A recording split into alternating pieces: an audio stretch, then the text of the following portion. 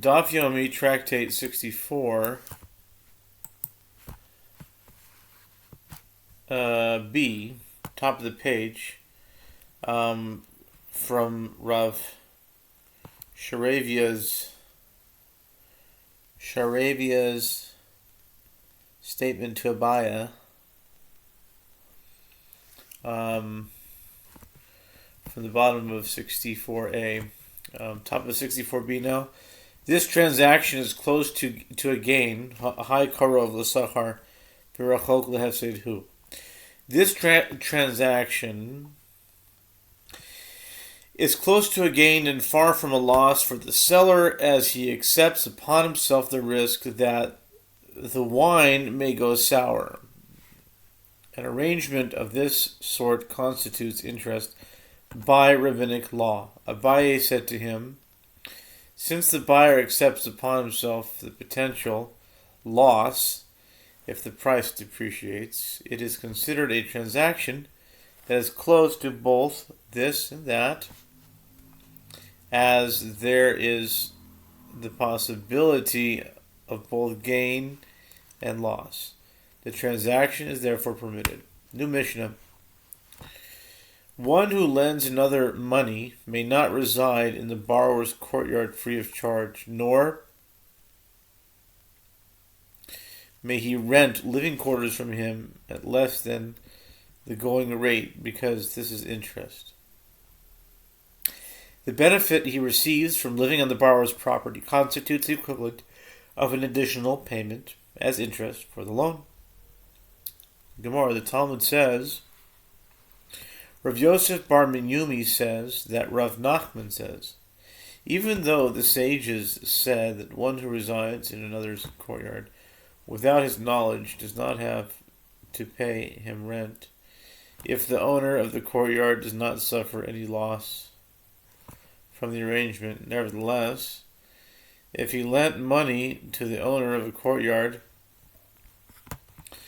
and then resides in his courtyard, the lender must pay him rent. The Gemara poses a question. What is Rav Nachman teaching us by his statement? We learn this explicitly in the Mishnah. One who lends money to another may not reside in the borrower's courtyard free of charge, nor may he rent living quarters from him at less than the going rate, because this is interest. The Gemara refutes this claim if this halacha is learned from the Mishnah alone.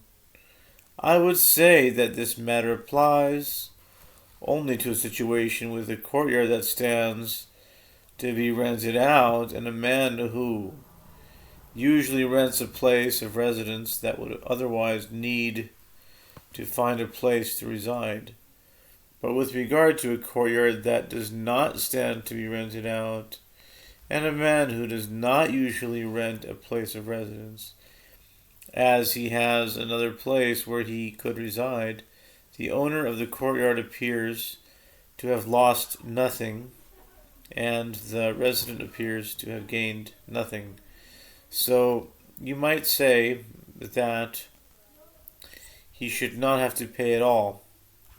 Rav Nachman therefore teaches us that even in that case, he must pay rent in order to prevent the appearance of interest.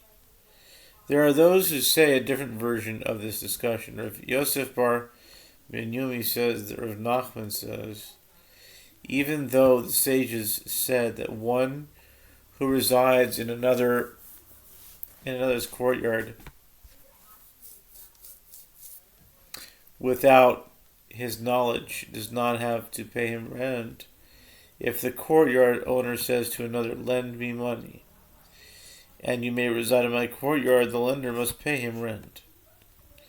The Gemara analyzes the difference between the two versions. According to the one who said that the lender must pay rent to the courtyard owner if he lent him money without the courtyard owners stipulating any conditions, all the more so he would hold that the lender must pay rent to the courtyard owner if the courtyard owner explicitly stated lend me money, and you may reside in my courtyard, as this indicates a condition obligating the borrower to pay interest. According to the one who said that the arrangement is forbidden, if he says, lend me money and you may reside in my courtyard, it is forbidden only in such a case. But if he merely lent him money without any stipulation about the courtyard, it is not forbidden.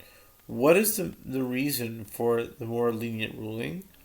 Since initially he did not lend him the money with this intention, we have no problem with it, as it is possible that there is no connection between the loan and his residing in the courtyard. The Gemara relates, Rabbi Yosef bar Chama, Rava's father, would seize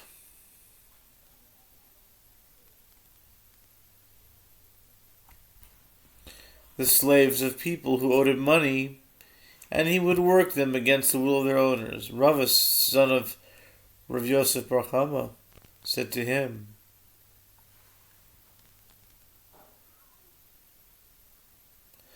what is the reason that the master does this, meaning seizes and uses these slaves? Rav Yosef bar Chama said to him, I maintain that the halacha is in accordance with the opinion of Rav Nachman. As Rav Nachman said, a slave is not worth even the bread in his stomach. When the slaves work for me and eat in my house, I am not causing the owners any monetary loss.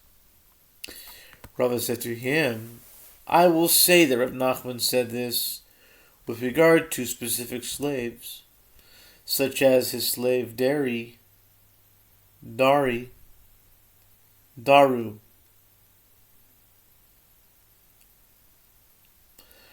who only dances among the wine barrels and does not perform any labor.